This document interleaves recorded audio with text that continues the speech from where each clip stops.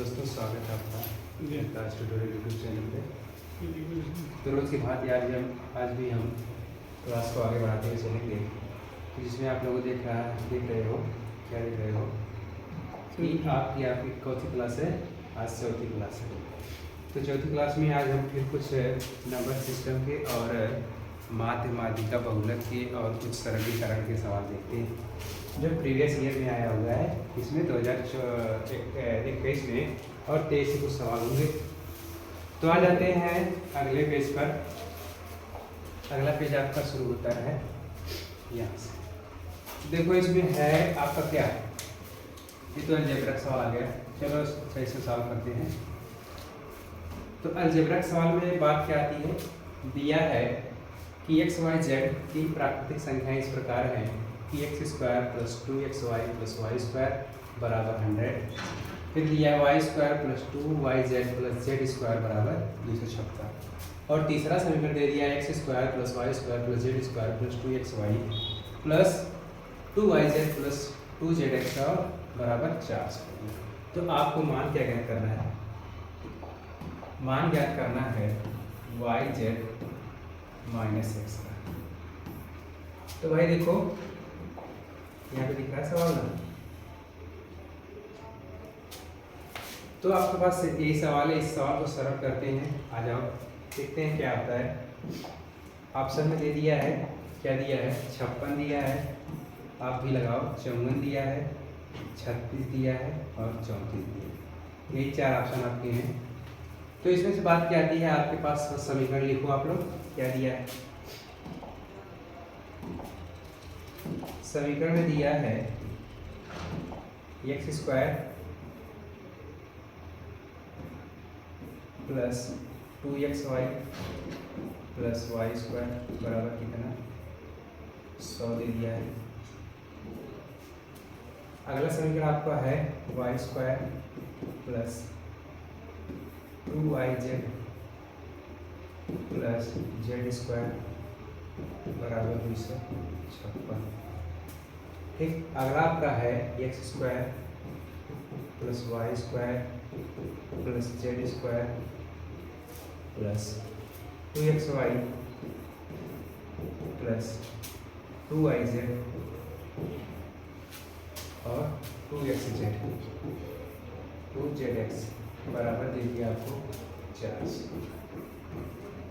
अब इसी को आपको सॉल्व करके यानी एक्स वाई का मान वहाँ से निकालना पड़ेगा। तो वाई जेड और माइनस एक्स का मान पता चलेगा। तो आ जाते हैं, इसको थोड़ा ऊपर करते हैं, इसको सॉल्व करेंगे। अच्छा, सॉल्व करने से पहले थोड़ा सा आ जाओ आप लोग।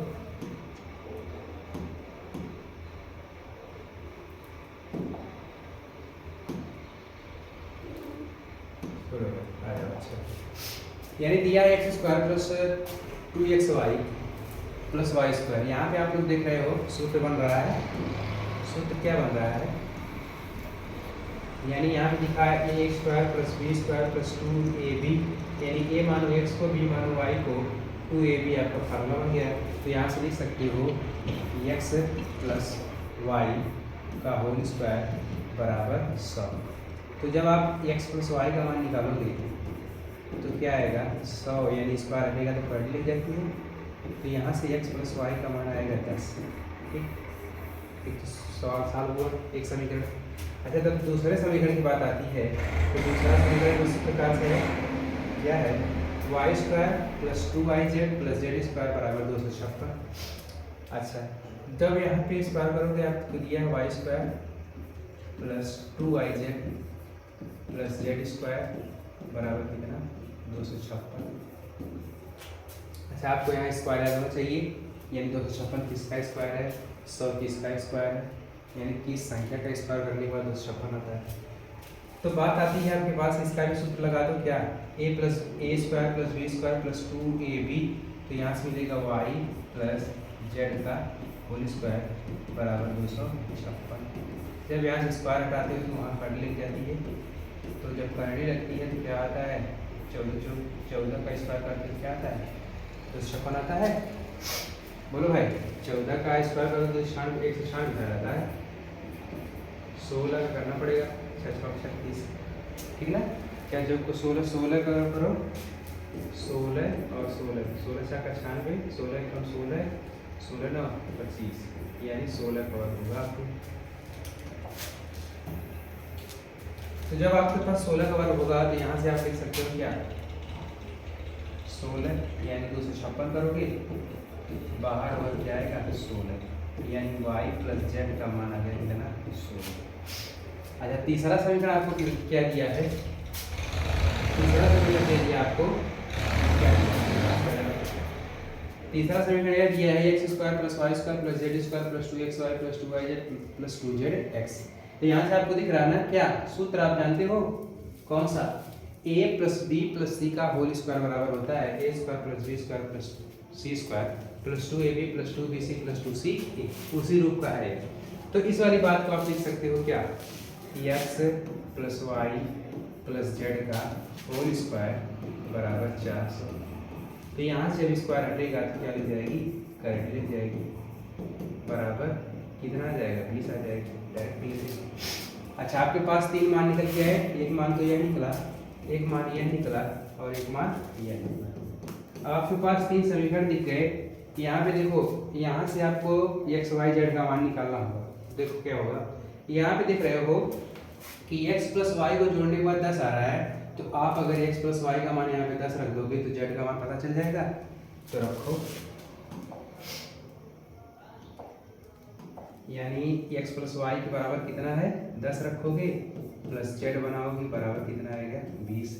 तो z का मान कितना है यहाँ से 10 आ जाएगा, एक मान पता चला।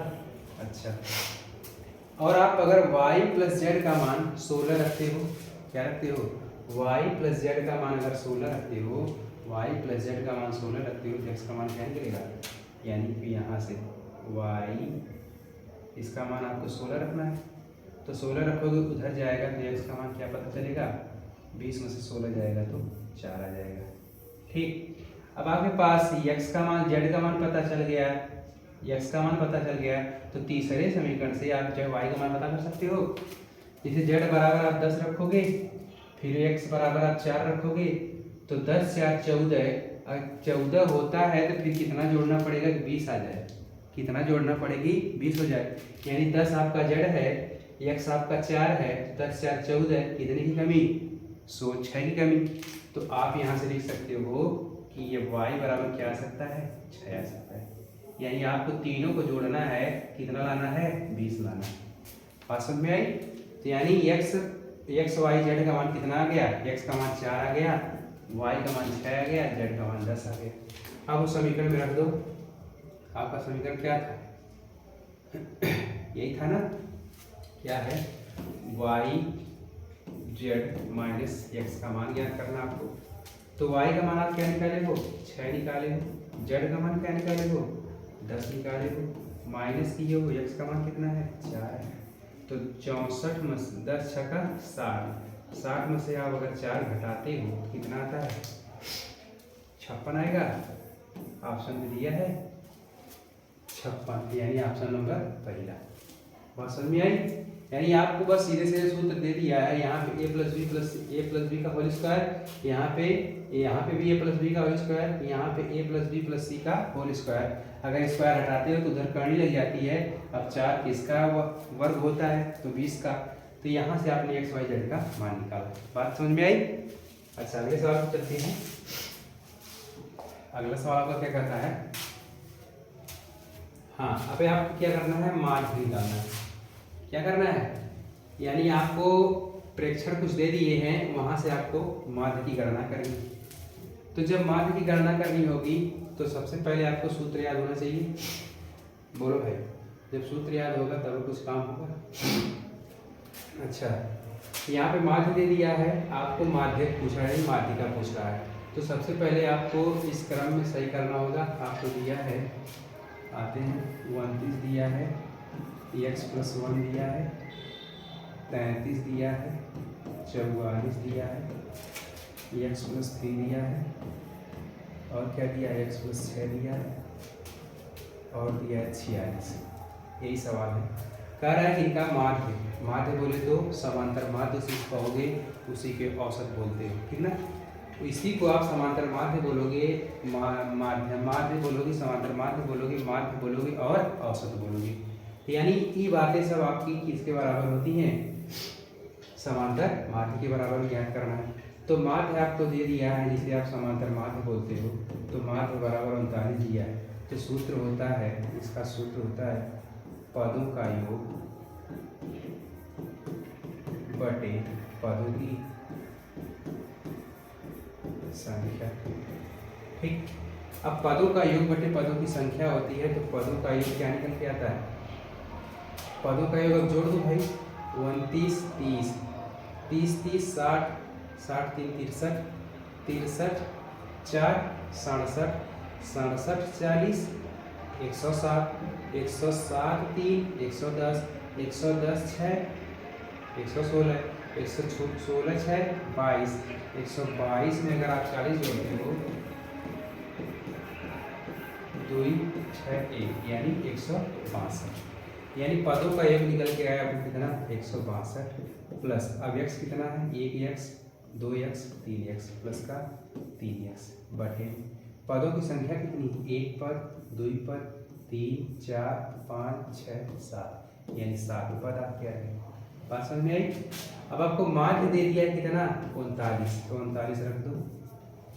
अब आप तिर्यक गुणा करोगे तो x का मान पता चलेगा। तिर्यक गुणा करो भाई, जब तिर्यक गुणा करोगे 7 9 63 होगा, 7 3 21 7 9 63 7 3 21 21 6 27। अब आपको x का मान चाहिए तो 162 को इधर लेते आओ। अब x का मान चाहिए तो 3 को डायरेक्ट इसे भाग दे दो, बराबर x होगा। पास में थोड़े स्टेप में काट रहे हैं, आसानी होती है बनाने में। तो यहाँ से आप 3 में से 2 जाएगा तो 1 आएगा, 7 में से 6 जाएगा तो 1 आएगा, 2 में से 1 जाएगा तो 1 आएगा, बटे 3 होगा, बराबर आएगा x। अब 3 से जब काटोगे तो 3 से कटेगा, 3 3 का 9 बचेगा 2 3 7 21, यानी x का मान कितना आ गया? 37 आ गया। अब आपके पास नया पद निकल के आता है, नए मान आते हैं क्या क्या, यानी 29 तो है, 29 में आप अगर क्या जोड़ते हो, आपके पास x + 1 है तो 37 + 1 होगा तो क्या होगा? 38 होगा। नया पद लिखो, तो क्या है? 29 है। अब 37 में 1 जोड़ोगे तो 38 होगा, 38 के बाद 33 है, 33 के बाद 44 है, 44 के बाद अब 37 इसमें जोड़ना है। अब 37 में जब 3 जोड़ोगे तो क्या मिलेगा? 40 मिल जाएगा। अब 37 में 6 जोड़ना है तो 37 6 43 होता है, और इधर आपका 46। बात क्लियर हुई? तो यह आपके पास नया मान निकल के आता है, नया